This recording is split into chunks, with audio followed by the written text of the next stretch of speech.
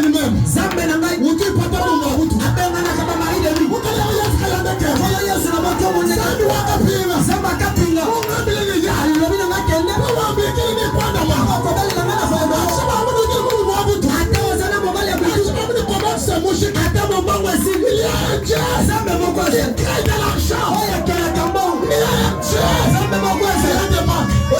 Je te dis la vérité.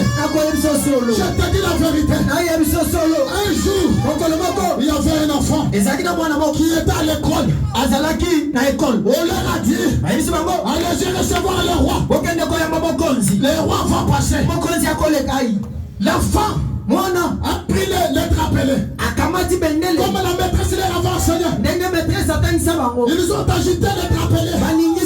Le roi passait. On a agité les drapelés. Mais quand le roi a passé, toutes les élèves sont rentrés de l'école. Mais il y a eu un enfant qui n'est pas rentré à l'école. Elle est restée à un poteau. La maîtresse a resté à regarder. À l'école. Elle regarde à l'école. Elle voit tous les enfants. Elle dit, alors il n'y a qu'un enfant qui n'est pas là. Vous allez vous du peine. Il y a un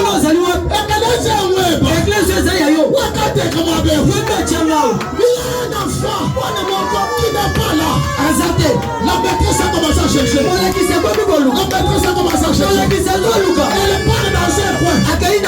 Écoutez le mystère. La maîtresse part dans un coin. Elle trouve un enfant appuyé dans un poteau. Il bouge.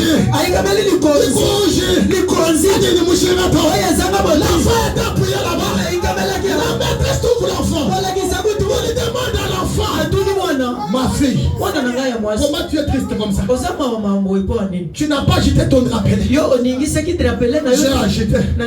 Tu n'as pas vu le roi.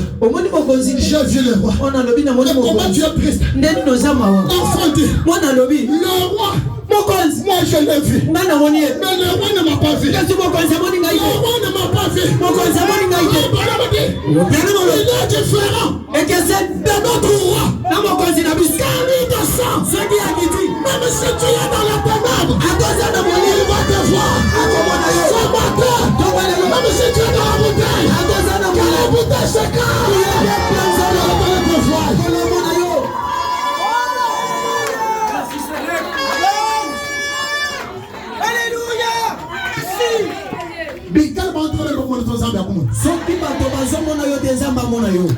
Zambi est capable de te voir. Celui que je te parle, c'est plus que le roi de la terre.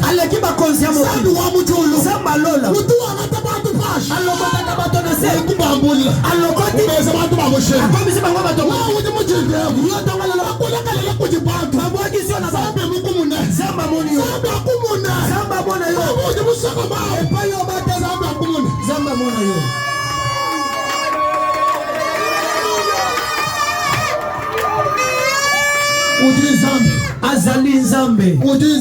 Azali Nzambe. Aleki banzambe ya se ya moi. Fumu. Na kumumuna. Na moni. Ki mumuna mema. Kasi ya moi. Ayi muna hospital ba mona ngo. Kajima kasingai. Chana mu vabib. Ayo kama lamte. Kajima kama sama mondo wa benjim. Yana ba mokono msi. Kajima chana la muna. Tambo ya sebo ko talu ikalo kini biya mu mujende. Atoza na biya mtongo lelo. Yana takutaza cheba. Kama tali boko na kama mu fuma mu di biya. Chana li mu wasika ni zabu donda pa biya. Yana zabo ya verite. Zabu donda pa biya. Yana zabo ya big saka biya. Zambi. Asana zambi. Ya kushe tu mama. Oya no bisaka baba. Ikalo kini biya. Soka zana biya. Takalu chaza mu di. Chali boko na libo. Zabu wa brana be. Zamba brana mo. Tu wa pa biya biya. Akopikisa miyo mama. Alléluia. Merci. Bantu kimba kumona tukanye zambe mukumu.